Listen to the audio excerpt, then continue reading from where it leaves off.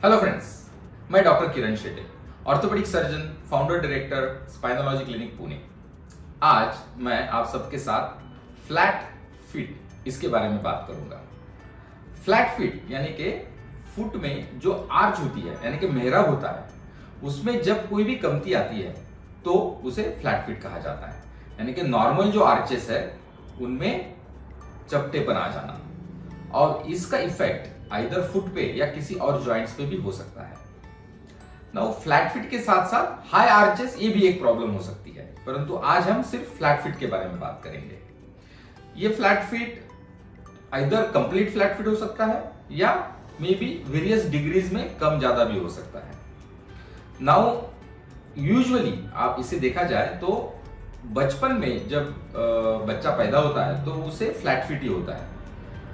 As 6 के बाद धीरे धीरे फीट की आर्चेस डेवलप होना चालू होती है और टीनेज या एडल्ट तक वो पूरी डेवलप हो जाती है। कुछ लोगों में आर्चेस पूरी डेवलप नहीं होती है और इसीलिए उन्हें फ्लैट फीट की बीमारी दिख सकती है। Fortunately most of the flat feet like usually out of 10 2 लोगों में फ्लैट फीट दिख सकता है, यानी कि उनके आर्चेस पूरे डेवलप नहीं होते हैं, परंतु बहुत रेयरली इससे दर्द होना या कोई प्रॉब्लम होना चालू होता है। So most of the flat feet in the adult type उनको कोई तकलीफ नहीं होती है।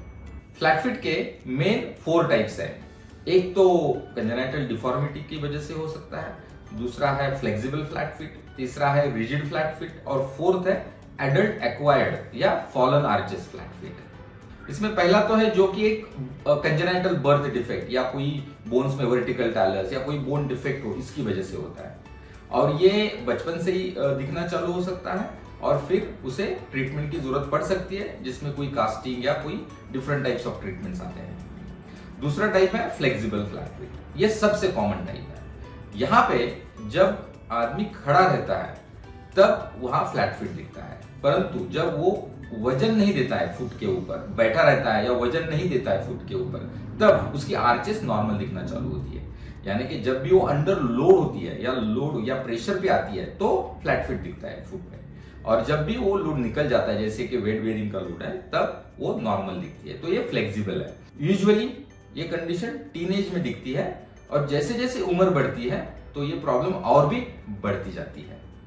सो इसे फ्लेक्सिबल फ्लैट फीट कहते हैं। और तीसरा टाइप है रिजिड फ्लैट फीट। रिजिड में वेदर आप वेट बेयर कर रहे हो, नहीं कर रहे हो, बैठे हो, स्टैंडिंग कर रहे हो, हमेशा ही आपके फुट में फ्लैट फीट दिखेगा, मतलब आर्च नहीं दिखेगी। So compare to flexible flat feet, rigid flat feet में आर्च अपीयर होती ही नहीं है। एटलीस्ट फ्लेक्सिबल फ्लैट फीट में जब आप बैठते हो और वजन नहीं देते हो पैर के ऊपर तो आर्च दिखती है। इसीलिए रिजिड फ्लैट फीट में दर्द और तकलीफें ज्यादा होती है क्योंकि उसकी मूवमेंट्स भी काफी रिस्ट्रिक्टेड होती है। और जो लास्ट टाइप है वो है एडल्ट एक्वायर्ड फ्लैट फीट। इसे फॉलन आर्चेस भी कहा जाता है, जिसमें बेसिकली एडल्ट लाइफ में किसी वजह से अचानक से या धीरे धीरे जो फुट है उसकी आर्च ड्रॉप हो जाती है या कोलैप्स हो जाती है। मोस्ट कॉमनली ये प्रॉब्लम पोस्टीरियर टिबियल टेंडन की वीकनेस से या टेयर से चालू होती है, क्योंकि ये टेंडन है जो कि आर्च को बहुत ही अच्छी तरह से सपोर्ट करता है। और एडल्ट लाइफ में जब ये प्रॉब्लम होती है तो इसमें काफी और बीमारियां भी लग सकती है, क्योंकि इसमें इसका इफेक्ट एंकल पे, नी पे, हिप पे और स्पाइन पे भी होता है। सो एडल्ट एक्वायर्ड जो फ्लैट फीट है उसे ट्रीटमेंट करना और जल्दी डायग्नोस करना बहुत जरूरी होता है। सो ये हमने देखे कि इसके 4 कॉमन टाइप्स है। जब पेशेंट्स हमारे पास आते हैं तो इसके सिम्टम्स क्या होते हैं? यूजुअली फुट में पेन या दर्द होना ये सबसे कॉमन सिम्टम है। उसी के साथ साथ फुट की डिफॉर्मिटी दिखती है या फिर फुट बाहर की तरफ प्रोनेट होना चालू हो जाता है।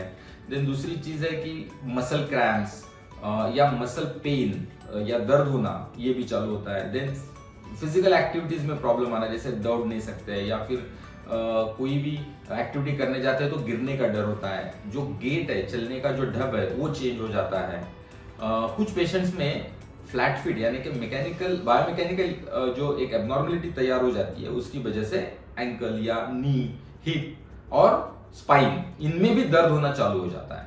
इनफैक्ट बहुत बार तो जब नी दर्द करके पेशेंट्स आते हैं तब हमें फुट इवैल्यूएट करना जरूरी होता है, क्योंकि वो दर्द फुट एंगल के गलत होने से भी हो सकता है। तो इस तरीके से हम पेशेंट्स को डायग्नोस करते हैं कि भाई ये किस दर्द से लेके हमारे पास आए हैं। अभी इसे डायग्नोसिस करने के लिए हमें क्लिनिकल इवैल्यूएशन बहुत इंपॉर्टेंट होता है, जैसे कि पेशेंट का एग्जामिनेशन हिस्ट्री के साथ साथ, फिर जरूरत पड़ी तो एक्सरे, सीटी, एमआरआई ये टेस्ट किए जाते हैं, और उसी के साथ साथ फुटप्रिंट्स लिए जाते हैं। फुटप्रिंट एक बहुत ही इंपॉर्टेंट तरीका है जिससे हम एक्चुअली इंडेक्स भी निकाल सकते हैं कि कितनी सिविरिटी का फ्लैट फीट है, यानी कि माइल्ड है, मॉडरेट है, सीवियर है, एंड उसके हिसाब से ट्रीटमेंट भी चेंज हो सकता है।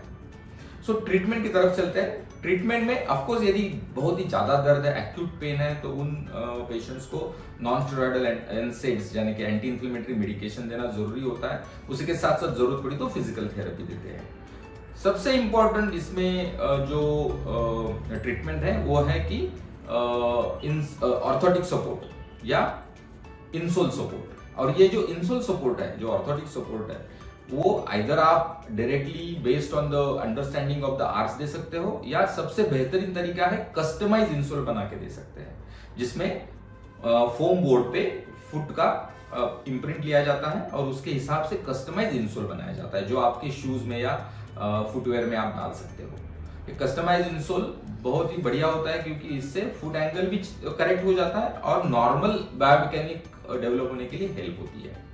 इसी के साथ साथ स्ट्रेचिंग और स्ट्रेंथनिंग एक्सरसाइज जो फुट के लिए जरूरी है वो दी जाती है, ताकि मसल जो वीक हो चुके हैं, लिगामेंट जो स्ट्रेच हो चुके हैं, वो नॉर्मल हो जाए।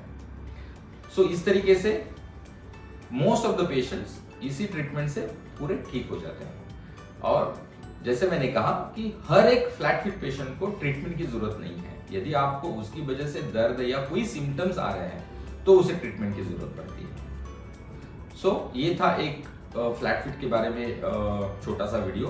आपको इसके बारे में और भी कोई क्वेश्चंस है, कोई क्वेरीज है, तो आप हमें जरूर लिखिए। हम इसके आंसर देने की जरूर कोशिश करेंगे। So stay healthy, stay painful.